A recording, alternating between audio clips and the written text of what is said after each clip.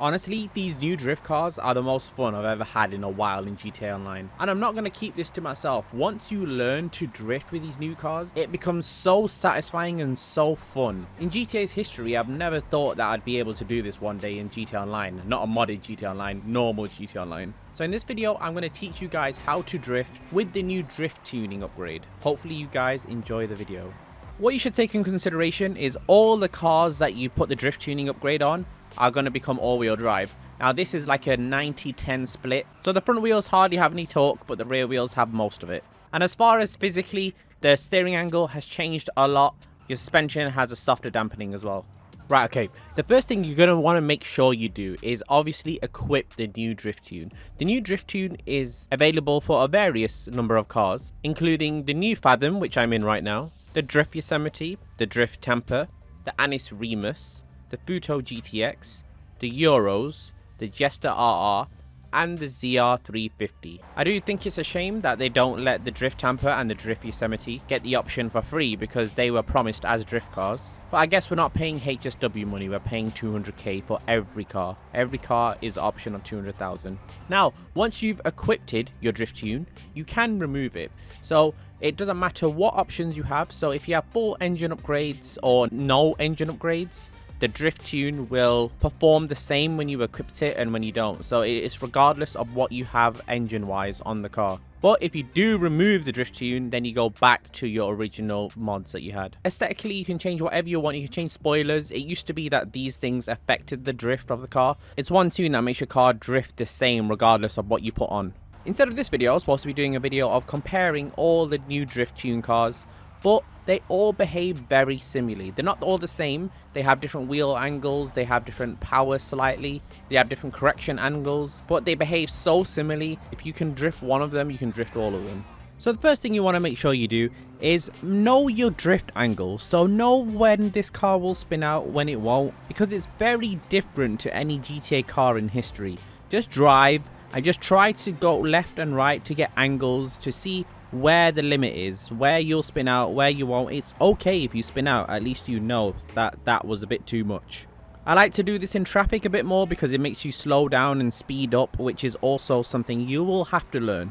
But the main idea of this first part is just learning when your car spins out and when it's okay at a certain angle. Try and go as wide as you want, try and spin out. Secondly, you want to make sure you know how much throttle to input. So there are various different ways of doing this. One way I like doing this is going round a fountain. So the area is located here on the map and it's a good fountain. As you can see, it's clear. There's no traffic. Of course, you need to maybe remove some pedestrians and maybe animals as well. Now, it's very important that you do this because, as I've said, the drift physics are different on these new drift cars. So you want to know what angle, what throttle, when to let off, and how to make your car perform smoothly. And all you do is just go round the fountain, and it's okay if you crash. It's okay. Just keep going round, and then you realize how different the drifting is. With low grit tires or rear wheel drive cars, there was a lot of counter steering. You had to look the opposite way or lock the opposite way. Here, you still have to do the same, but it's a lot less often. Remember, it's all wheel drive, so your front wheels are pulling you towards wherever your car is pointed or your wheels are pointed.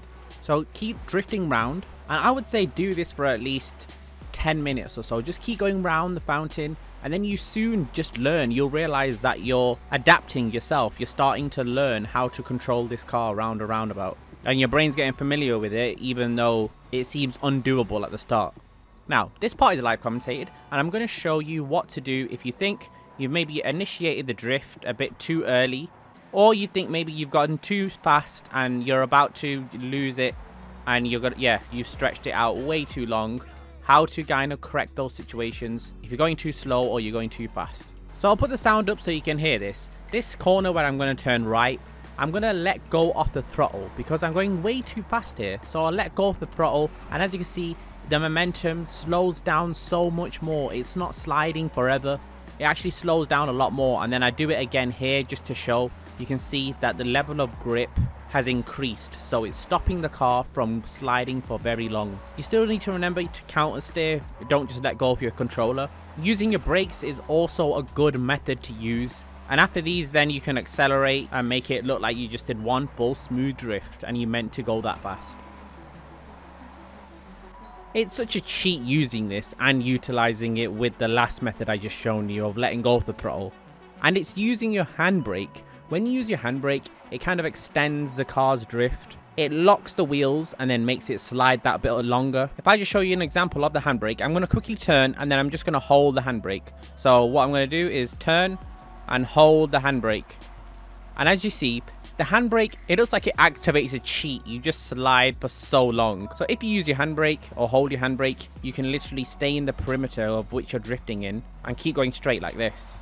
Look, I keep going straight. I don't turn. Handbrake is such a useful tool, and don't feel ashamed for using it as well, because real rally cars and drift cars in general always utilize the handbrake. So when you are in the middle of a drift and you think you're not going to make it, you think you might hit that pole, maybe you might hit that car, and you want to keep going in a straight line with your car at an angle, you can hold the handbrake, and then to make it slide even more, you can let go of the handbrake, then go on the handbrake, let go of the handbrake. You'll see that it'll keep your car wheels spinning and keep it extended for a long period of time. Now here are some showcases of me. Obviously I should not be making these corners normally. Yeah, it almost feels like such a cheat using this. And it'll definitely make you a better drifter. I have no doubt in it, and you're probably going to get questions from your friend of how you learned to drift that quickly. In terms of where your eyes need to be, you can see I'm always adjusting the camera angle, and in this update they've changed the camera angle for these new drift tuning vehicles. So you always need to be looking ahead, and you always need to be looking at what you can maybe possibly hit. Now, obviously you don't want to hit them. So it's just like driving a normal car. You're looking ahead of the road. You want to see how the road bends, and you want to make sure you're prepared for it with your throttle input. Of course, if it's a long stretch of a bend, more throttle, and then maybe more handbrake from what we learned earlier. And honestly, it's like magic. I felt a bit too good here. I was thinking I can't crash. This was the last part, and obviously I've been making this video, so I've been kind of warming up all day, and I was just really good at it. You can see where I utilized the handbrake, where I held the handbrake for a very long time, and that saved me and made me go for a longer drift. You can see where I let go as well, and that also saved me and shortened the drift.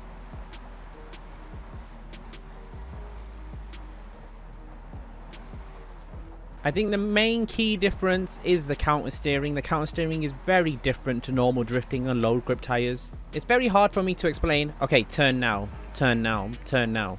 But you'll soon get used to it. If you just carry on practicing, you'll soon learn, okay, turning at this point makes me counter steer at this point. Okay, not turning at this point makes me go more deeper into the corner because my car's angled that way.